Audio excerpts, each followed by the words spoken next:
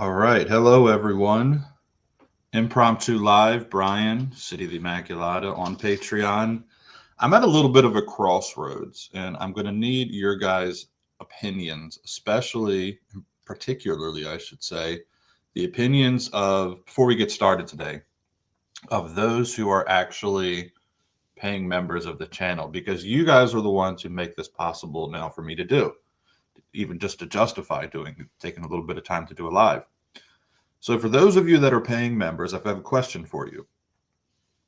And I think there's a DM option here. You guys can reach me through that. There's also there'll be a comment section once I put this up on the main page as well. If you happen to catch live and you are a paying member, there's a chat box here on the right of the screen. I'll be able to see that. What I would like to know from you guys as paying members is, when I do these kind of like special lives, I have kind of two models that I can sort of give in my approach to this channel. One is I make things that are, as paying members, you guys get exclusive content, which I think I'm going to do regardless. There is going to be stuff that's just for paying members. I think that should be a perk of a premium channel.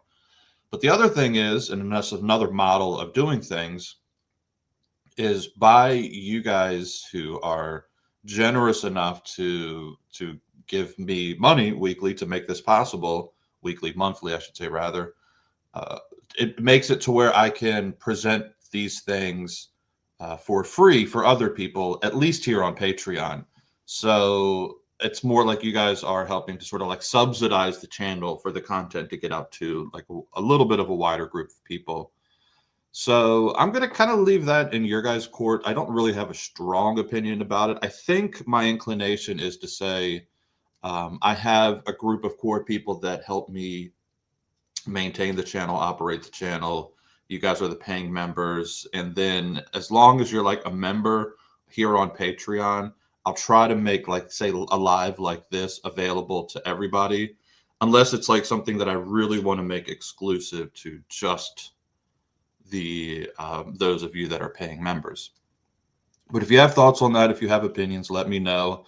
The like specialized lectures, the trend I think of that is going to be that the paying members, you guys are going to get like exclusive access to that.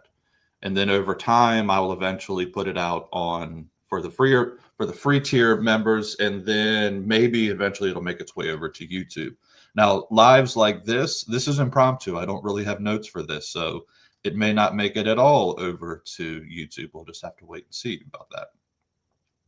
Depends on what it ends up saying. So anyways, I got a little prop here today.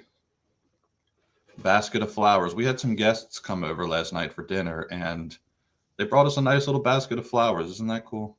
I just thought that would be a fun prop to add. It was on the table here anyway, so that's the kind of cultural norms that I like, cultural etiquette that I like. You invite you over to your home, I'm going to bring you something beautiful for your house. So I'm just using it as like a little prop here. But the topic of conversation today, I wanted to talk about what's been all over.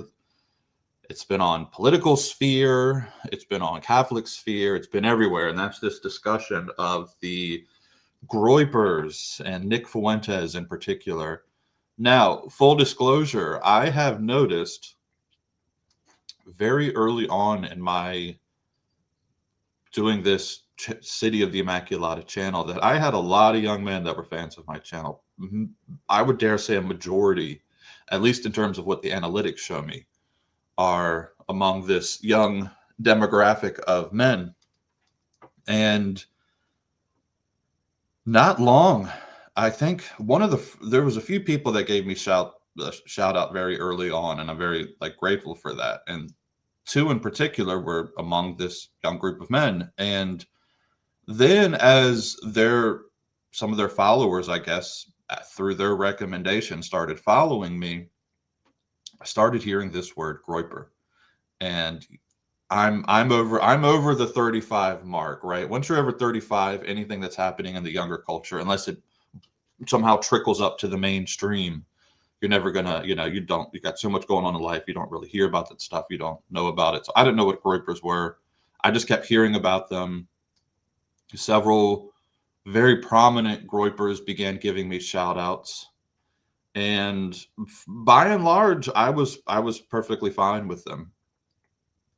And then, as you start hearing about these things, the critics start to come out. And when I started seeing the critics of the Groypers come out, they came out pretty strong and hard.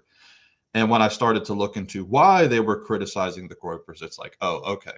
So I kind of see what was going on. Now, I am going to have a unique take on this. And I'm not just saying that it's like a clickbait kind of catch or whatever, or a hook, but I actually do have a unique take on the Groypers that you're not going to hear. I don't think you're going to hear from anybody in the political sphere. And maybe you'll catch somebody in the political sphere that catches this. I very, very seriously doubt you're going to find anybody in the Catholic sphere, especially among my age group, though it would only be my age group that would be able to catch this. None of them are probably going to be aware of it, because my own upbringing, my own tradition, I was part of a culture, let me say a subculture, that was very unique to a particular time. And what I mean by that, let me just move this out the way. What I mean by that is, and this is going to be a train ride, guys. So sit back, get comfortable. Let me engineer this train in the direction. Trust me, it's going somewhere. It's all going to add up, but you got to go on a little bit of a ride with me. So I came up, and when I say came up, I'm talking middle school, high school, in the late 90s, early 2000s. I would have been in high school when 9/11 happened, just to give you an idea.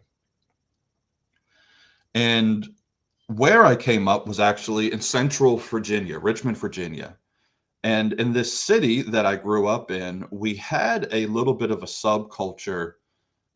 It was there when I went into high school, though I come in as a freshman. This subculture was more among the seniors, and the seniors that were graduating, like say my first year in high school, they were sort of the last of this subculture. So there was a gap, and then there was a few, like maybe 10 of my friends who were aware of this subculture that were interested in it, but its heyday was like behind us. It was more of like a 90s thing. And what this subculture was the remnants of a culture that existed in the 80s. And so all of that came out of, say, this is like, you guys that are younger, you're not going to know this, but up until about, I would say, the 2000s, roughly, from like this through the 60s to the 2000s, much of the cultural movements that happened were directly, like intrinsically tied to some type of uh, form of music, like a style of music. And so if you were a part of that style of music, you were part of that culture. That doesn't seem to be the case. Like the Groypers don't necessarily, if the Groypers had existed in the 90s, there would have been probably some type of music that was associated with them. And so the culture that I'm talking about, that I came from, was this underground punk rock aesthetic. And there was a whole subculture that went along with this. There was like many different kind of subcultures. The one that I was involved in, we were like skateboarders. There was, smoked cigarettes, skateboarded. That was our main thing, was we would skateboard. And then a few of my friends like to do tagging, they called it, which is really just graffiti. and listened to punk rock music. And it was a whole, like I said, it was an underground aesthetic. Now, a big part of that culture from the 80s was born out of a movement that happened in Washington, D.C., north of where I was raised from. The underground 80s punk rock DC scene, long before my time. But when I came up, we all kind of like looked at that as the model for like what this scene should be. And there was like self-sufficient, it was underground, you didn't want the mainstream to notice you. The whole point of of all of it was that you were sort of like you were below the surface. It was a very subversive movement in some ways, and it was sort of countercultural to whatever the culture happened to be at that time. Now in the 80s it was quite effective in terms of being a sort of combative towards the culture itself. Okay. And some of the aesthetics that I see now, bear with me, guys, you can think this is a stretch, but it's really not a stretch at all. Some of the aesthetics that I see from that 80s punk rock culture, subculture, is very similar to what I see in the Groypers. Part of that 80s aesthetic and that subculture, punk rock, was a very ironic, dark, um, sort of macabre humor almost. And it was designed to shock, it was designed to provoke, to shock. And we loved nothing more than upsetting normies. We didn't call them normies back then, but that's what we were doing. We loved to upset normal society with our art, with our music, with just our very existence. And so you go back and you look at some of these underground 80s punk rock bands, and what are they doing? They're talking about subversive things. Some of the bands that would have existed then, one of my favorites was a band called the Dead Kennedys. And their whole shtick was to be subversive. I mean, they called themselves the Dead Kennedys. It was to be darkly humorous, but with a little like tongue in cheek to all of that, So the Dead Kennedys, right? And they had songs like A Holiday in Cambodia or California Uber Alles, which I want to touch upon here in a second. But so California Uber Alles, Kill the Poor. It was a very like, and then some of the art, some of the bands back then, gosh, I would be embarrassed here many, many decades later to share some of the art from that punk rock scene, though in some ways the Groyper art that is very offensive to a lot of people and resembles it in many ways. It sort of takes me back to that sort of mindset. So going back to the 80s, you have to remember now, if you have the context of all of this, the 80s is the Reagan era. And in the Reagan era, it was, economic reform, and it was the Good Morning America, like the new American dawn, and Reaganomics and all of these things. So that was sort of like the cultural milieu of the 1980s, where so to be underground, to be subversive of all of that, generally speaking, the punk rock aesthetic was sort of left leaning. Though there was a very common trope, very interesting. You would see this with like Sid Vicious and some of these other like punk rock characters. They were known to wear swastikas. And it's not that they were like pro-Nazi or anything like that. It was simply a sort of bucking the establishment, right? That's exactly what they were doing. So these people like today, it's so funny seeing like Matt Walsh and some of these other people that like, or Trent Horn, or like I've seen, okay, like I've got so many things I want to tell you guys about, but like I've seen, I don't know Matt Walsh when he was younger, but I've seen footage of Trent Horn when he was younger, and he was the like normie of normies, the kind of people that made up the bulk of society. So Trent would not have been aware that any of this even existed. That was the beauty of the punk rock scene at that time, is nobody knew you existed, and you could just kind of do these things. So when Trent sees, like Groypers flashing swastikas and things like that, it's like, oh my gosh, we've returned to the 40s. Whereas like I kind of know, like, no, they were doing that in the 80s, Trent. Like it was it's like rehashing 30, 40-year-old humor at this point. So going back to, there was many other great bands at that point, right? Like I said, the music was very tied up with the scene. You had like Bad Brains, Minor Threat, all of them came out of DC. Not popular music to this day. You probably have never heard of those names, but those were the kind of bands that we were following back at that time. Now, going back to the song by the Dead Kennedys, California Über Alles. This was a song where the Dead Kennedys were predicting that the hippies were going to come back. And not only were they going to come back, they were going to come back as actual brown shirts, right? The hippies were going to come back as this like militant SA Nazi brown shirts. And they were going to like create this like, just listen to the song. It's called California Über Alles. It's a pretty good song. It actually stands up, I think, the test of time a little bit. If you like that kind of punk rock music anyways. Listen to the lyrics anyways. It's pretty hilarious. He's predicting like a hippie Nazi regime coming to power in California, which, hey, go figure. And then you transition to the 90s. Now, like I said, I was born in the 80s, but I don't really remember the 80s. You come into the 90s and Bill Clinton becomes president. And the 90s was a period of like true social transition. Political correctness becomes a common term in the 1990s for a reason. Like I remember being in first grade.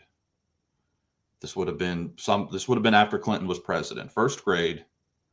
And I remember the teachers in my first grade, the librarian and my first grade teacher having a conversation about how they were removing the old Christopher Columbus books from the library because we were going to have this new telling of the story of Christopher Columbus. So all the old books of Christopher Columbus, where he shows up with the Americans and we have Thanksgiving and these types of things, that's all going away. Now we're going to have this new story of oppression and destruction and all of that we've kind of come to know. And that was happening right as I was coming of age.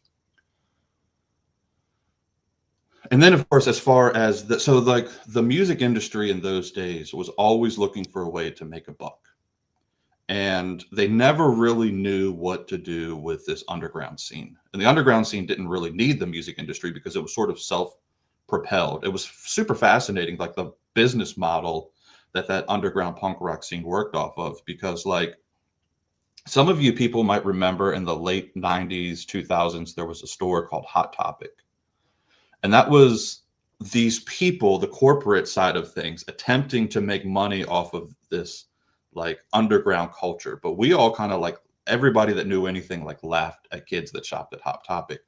In Richmond, Virginia, you had to go to these like almost like back alley stores that you would like hear through word of mouth existed. And there you would go in and they had like the records that you couldn't buy anywhere else, or the posters and the like paraphernalia and the shirts and stuff that you couldn't buy anywhere else.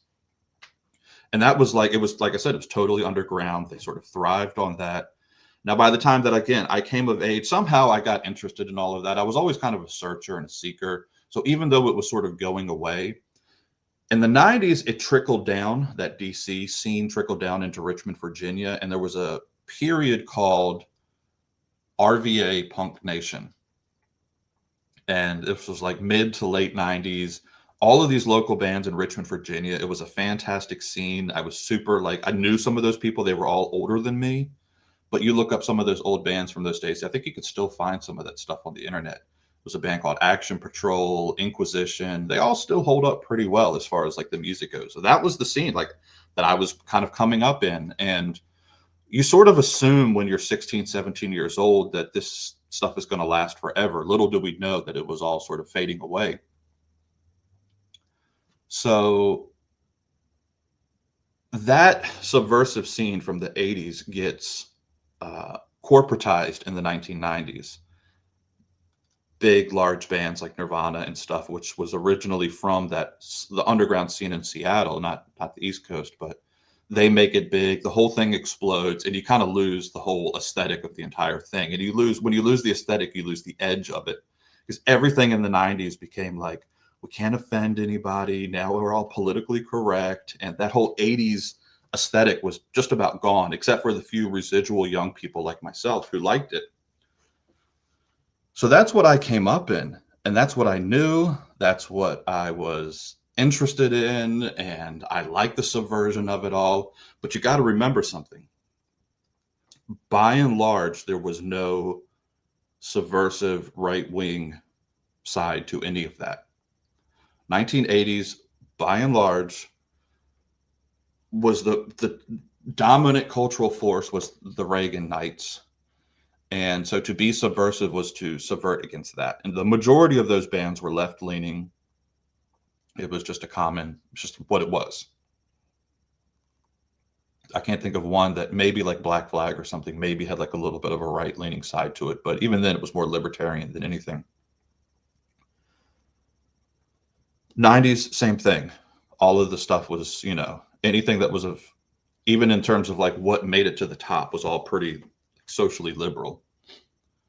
And there was no, so like when I was coming up, though I liked the scene, I liked the subversive element of it, of that 80s punk rock scene, but I was trying to apply it to the politically correct 1990s. We were trying, like, I wanted to subvert that. I wanted to subvert the like early signs of the degradation of the like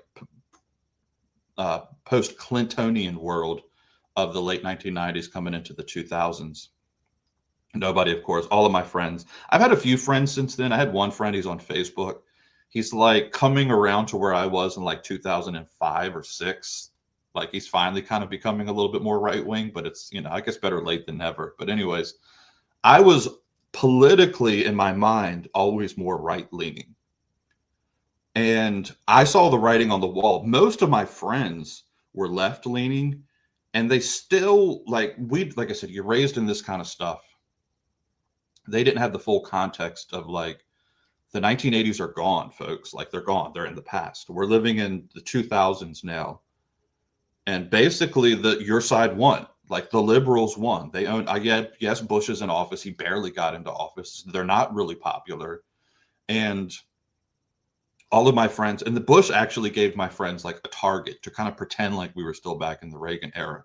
This is another thing too. Like, this is why the normies wouldn't be aware of all of this stuff. But I have a lot of people that have told me that they feel like politics has changed since Trump came around in 2016. And I'm like, you guys were just like oblivious, I guess, to what was actually going on. Because I remember early 2000s, my subversive group of friends, they were like, there was one, it was like a house of just bohemian people, but they had like a giant picture of George Bush, the president.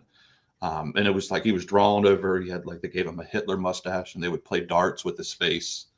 And that was like they considered the Bushes Nazis, and they considered the neocons Nazis. That was the kind of language that they used.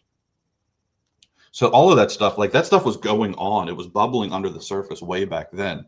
But like I said, they didn't really, I saw the writing on the wall. I was already kind of more right leaning anyways, more normie right leaning in those days. I didn't really have a good political compass. I hadn't read my Pat Buchanan yet. And so my inclination was to say, hey guys, like if you're actually looking around and paying attention, culturally things are moving in the direction that you guys want. Everything seems to be going in this politically correct. Like we don't live in the Reagan era anymore, as much as the neocons wish that we did. And so like your stuff's just not subversive. Like it became that, like the reason we have a hot topic is because it's not subversive anymore. And I started seeing all of this stuff as kind of ridiculous. That's kind of how I got out of it to begin with, because I just, started going to college and just wanting a different direction in life. But I remember that whole scene and their approach, that like punk rock aesthetic. I don't even know if the Groypers are aware of this, but that is very much what their approach to humor and to politics and all of this stuff is. It's very much a part of a 1980s punk rock aesthetic. There. So like, I don't know, this is a very small channel. Not many people are going to catch up on this, but if you're wondering where some of the, because this is the thing, there was no equivalent to as I said, a sort of punk rock right wing aesthetic. It was all left wing. The only difference that I see with the Groypers and what they're doing is that they are politically leaning right.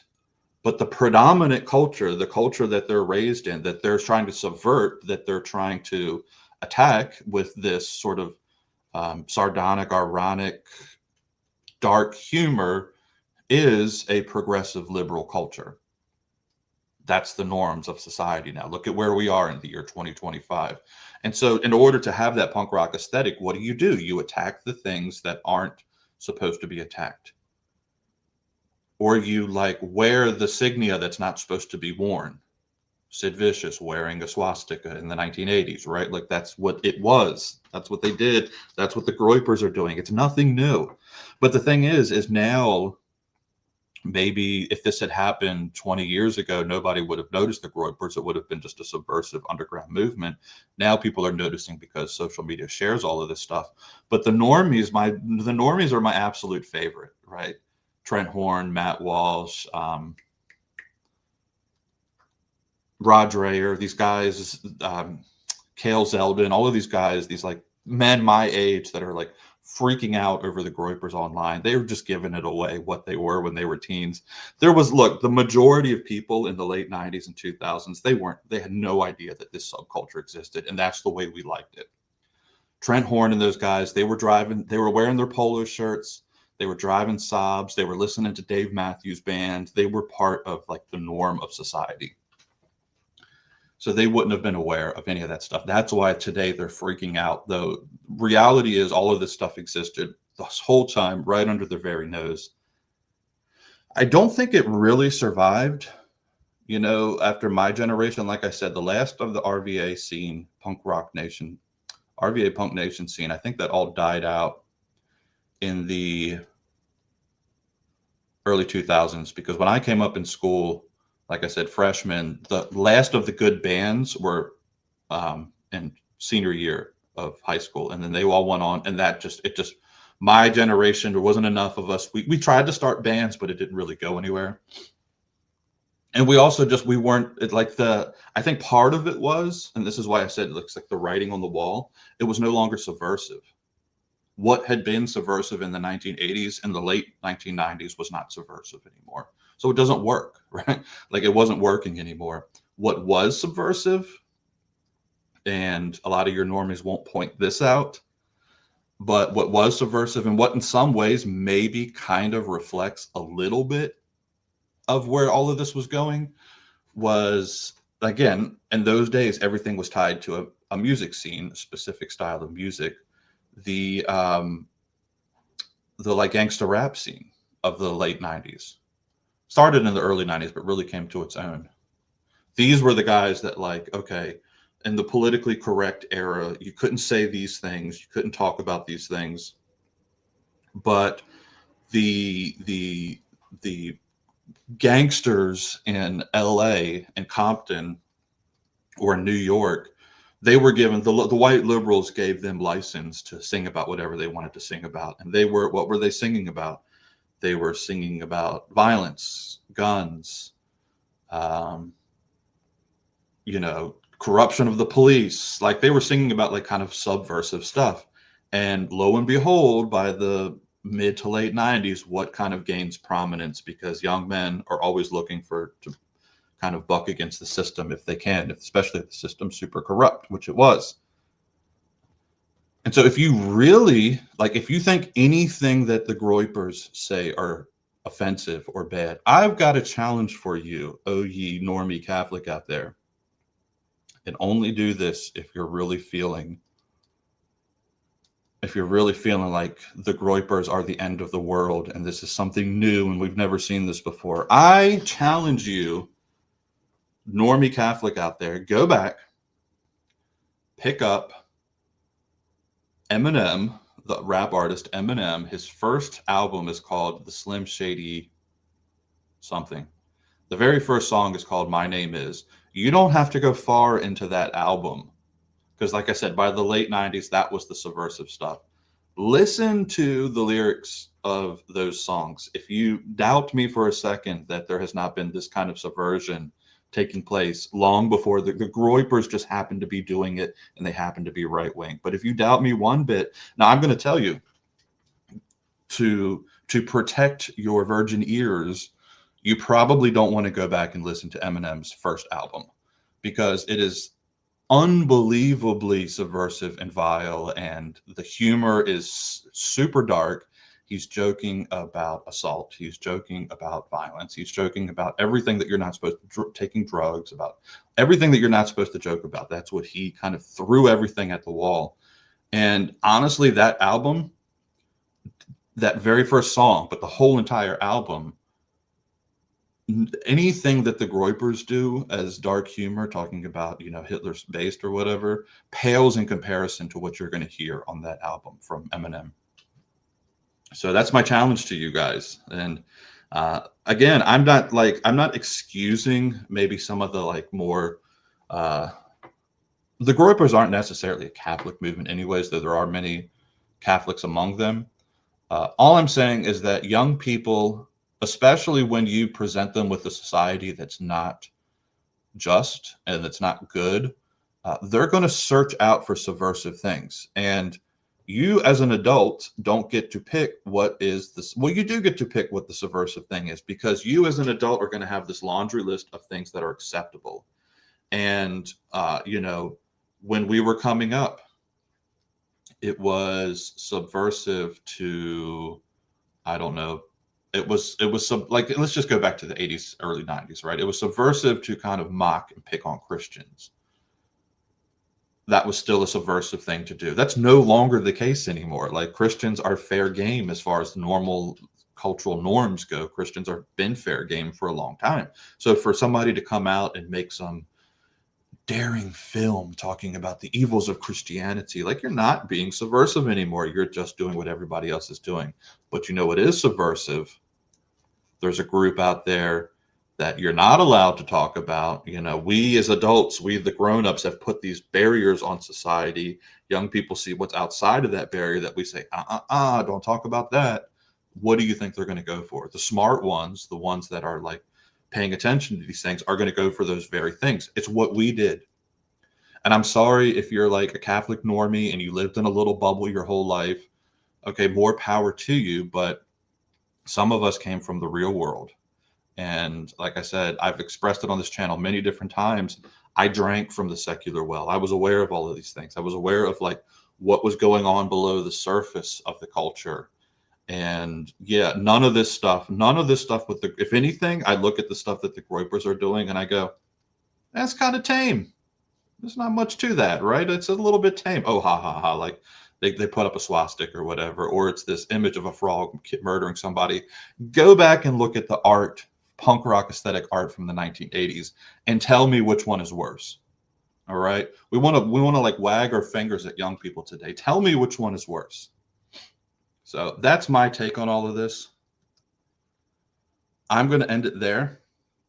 I hope you guys enjoyed this. I hope it was edifying for you. I hope you know a little bit more now about where the Groypers are coming from.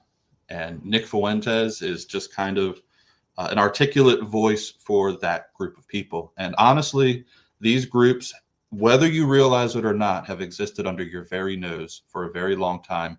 Maybe in the 2010s, like just say 2000, like the Obama era, kind of like they thought they had purged society of any subversive elements. But these things are always kind of trickling. And it was like the Groypers for a long time were under my very nose. I didn't know they existed, but here they are. They've kind of come into their own. But just realize it's nothing new. If you think it's something new, then go back and start listening to some. Go back and listen to the Dead Kennedys' first album, first song, Kill the Poor, and tell me that this is anything new. Anyways, guys, God bless. I will see you next time.